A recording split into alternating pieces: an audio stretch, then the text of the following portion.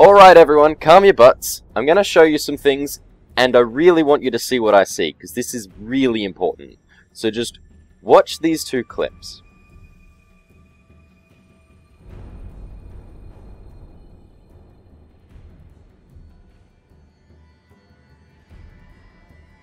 Did you see it? Okay, how about I play them side by side? Maybe then you'll see it. Okay, I'm gonna slow them right down for you, and we'll give it one last go. Hopefully by now you've seen it, but I'm not sure.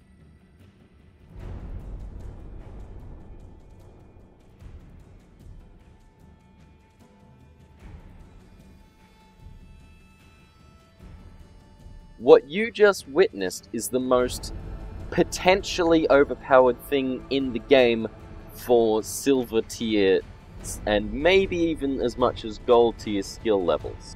I'm going to explain why, but let's start the video properly, shall we?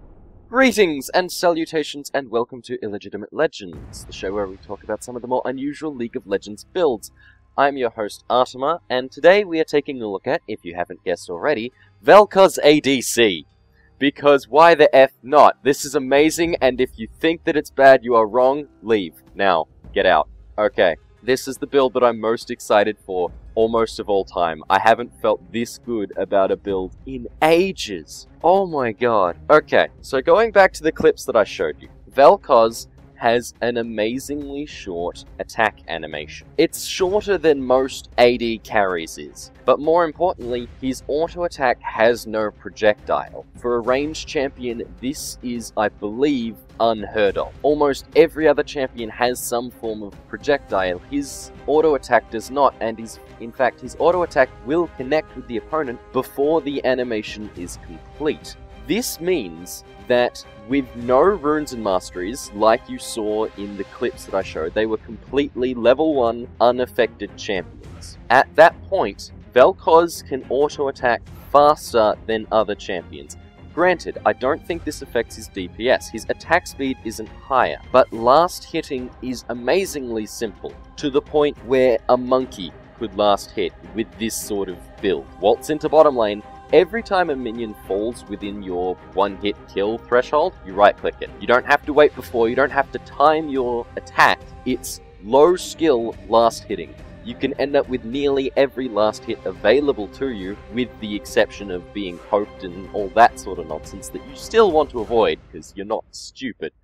But you can end up with every last hit available to you with immense ease. To the point where most other AD carries at the low-end skill levels, and the mid-end skill levels, as Silver really is, it is the middle ground, most AD carries won't be able to keep up with your farm if you're able to hold a similar presence in lane to them. Granted, if you get pushed out, fuck it, you're done. But you'd be done with any other champion anyway. Now, throw in his passive, and you've got a champion who's got true damage that scales only off your level, which can be applied with relative ease to anyone that you happen to want to fight, and the ability to last hit better than most ADCs at your skill level. You've got a champion with an amazing potential as an AD carry. On top of all of this, you've got a mini crowd control in your knockup. Very, very useful. You've got a powerful slow which you can knock around through things with the whole really complicated T-shaped design. I'm not very good at it. I'm in fact appalling, but I'm sure one of you can use that to your advantage in the poke, and more importantly in the slow and the applying extra stacks to make them die super fast. And an ability which doesn't affect your other animations. It has no cast time. You cast it while auto-attacking, because fuck them, that's why. Built with AD, you are not really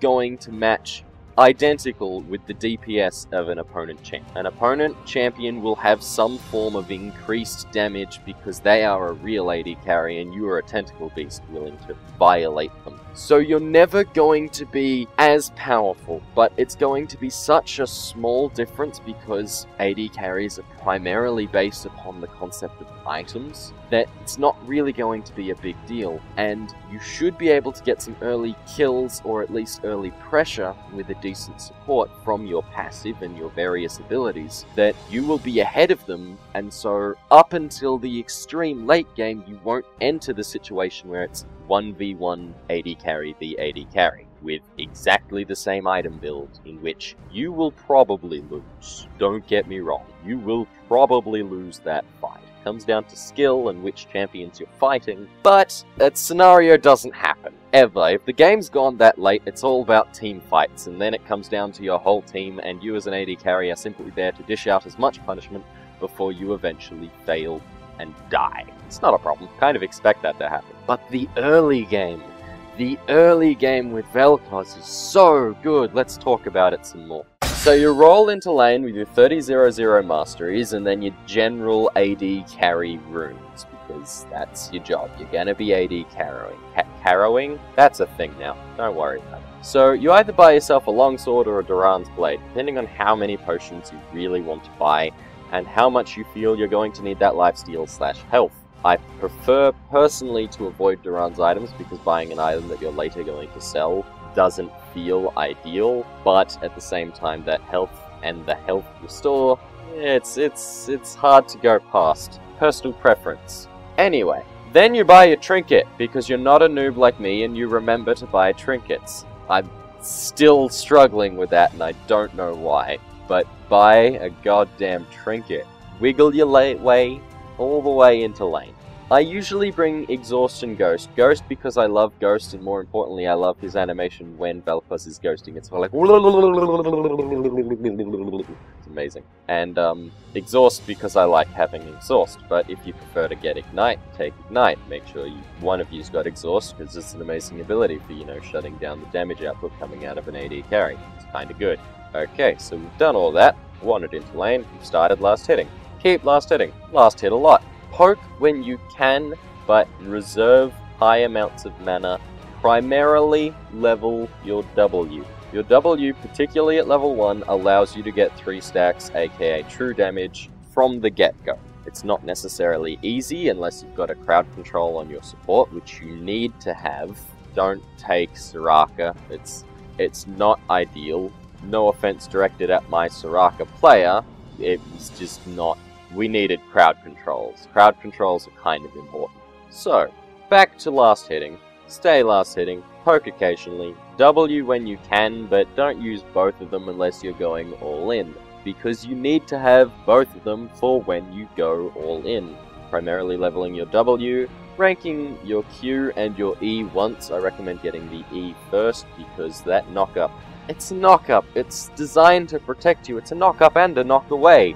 Designed to protect you, use it to protect yourself, and provide additional crowd controls to sort of chain stuns with your support, who you kind of want to be good. Strangely enough, I did manage to win a game with support Cassiopeia, of all things. Yeah, I know, I think that's a thing I'm doing in the future. But you don't have to have crowd controls, which is proof of that.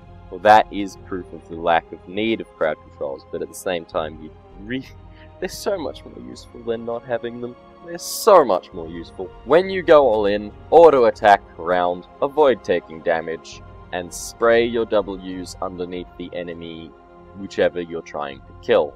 Get your 3 stacks, the 3 stacks will deal true damage, the true damage will kill your opponent, keep doing that sort of thing. Last hit a lot, and return to base with more gold than your opponent, preferably buying your Bloodthirster as soon as possible, because you're an AD carry, and if you're not buying your Bloodthirster as soon as possible, you're buying the Blade of the Rune King, and that's not the item for Vel'Koz. That is an item for champions who benefit exponentially from attack speed, like Vayne or Kog'Maw. Not Vel'Koz. Vel'Koz does not benefit that much from attack speed. Buy your shoes, get your Berserker Greaves, don't really need to enchant them any early, there's nothing particularly useful, and just do the AD carry early game. Just be that guy. You've got more abilities and more useful abilities than a typical AD carry early game, but apart from that, you're just playing like anybody else. Win some fights. This is important. Get used to playing Vel'Koz because he's a bit of a weird champion, but learn to win fights with him, coordinate with your support, coordinate with your jungler, get ahead. Being ahead is amazingly useful for Vel'Koz because if you have the AD advantage, there's very rarely going to be a scenario in which the opponent AD carry can best you, because even if your DPS is the same, you start dealing damage first, by virtue of that auto attack thing. Even if your attack speeds are identical and your damage numbers are identical, you hit first. You are Han Solo, you shot first with the red laser. Cannot stress how useful that is. And throw in your passive because, unlike other AD carries, you've got true damage, so great big middle fingers to everyone. In the late game, you do an AD carry thing. See, this is why I don't like playing AD carries, is that they all function, there's high skill to them, don't get me wrong, but their playstyle is boring and there's very little that can be said about it. Throw your abilities in a lot. The most important aspect of the late game is your ultimate, which is a kill steal tool. You're an AD carry, so it's kind of expected of you to kill steal, and if you're not making every opportunity to at least get assists, you're missing out on gold. Your ultimate, reasonably long range, can be fired from safety. If you're losing a fight or have just bailed out of one, you can then continue to be present in that fight by spraying great big death lasers all across the battlefield and going, hey, hey, hey, true damage, hey, hey. If they've got a stack earlier, it's hey, hey, true damage, hey, hey, hey, true damage. You know what I'm trying to say. But other than that, be an AD carry. Just be that guy who wiggles around tentacle lasers blazing. I recommend a build that is a good mix of damage, crit chance, of course, Infinity Edge is a must, and attack speed. I recommend attack speed as sort of your primary stat, not really, but kind of, because he looks hilarious at high attack speed, high crit chance. You do not even understand how funny he looks fighting people, and it's really funny to have them, you know, fighting your front line and just sit in the back going, pew, pew, pew, pew, and then they die.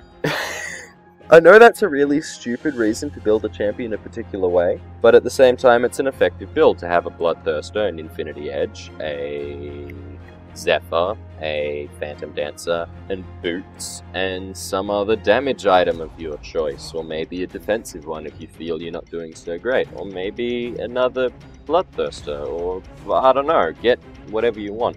The order that you get those in comes down to personal preference. I like getting the 2 BF sword items nice and early when I'm able to farm on my own relatively unharassed, because that's when you're going to get your gold quickly. Toward the late game you might not get as steady an influx of monies, and so you get the cheaper items then. But getting early movement speed from, say, the Phantom Dancer will keep you out of a lot of nasty engagements, and the ability to run through minions is by far underrated. I don't particularly recommend the Static Shiv because I don't particularly use it much. I'm sure you might, and so get it instead of your Phantom Dancer, but sell it at the end of the Phantom Dancer because the Phantom Dancer is a better item all around. Trust me on that one, it's true. Infinity Edge, like I said, Bloodthirster, like I said, do AD carry things, like I said, that's really all there is to it. That's AD Vel'Koz in a nutshell. He's kind of adorable. He's such a fun champion. I love all the Void champions, and I love his tentacles, and he's so cute. And he wants to zap you with lasers, and you're going to allow that to happen, because I'm AD carry Vel'Koz, and there's nothing you can do about it. I have a positive win-loss ratio with this build. I have heard others who've attempted it on hearing that I was building it, who've done incredibly poorly. I don't know how. Maybe it's something that just works for me. Who knows? Get your last hits with extreme ease, play AD carry Vel'Koz, and I will see you all next time. Thank you, and good night.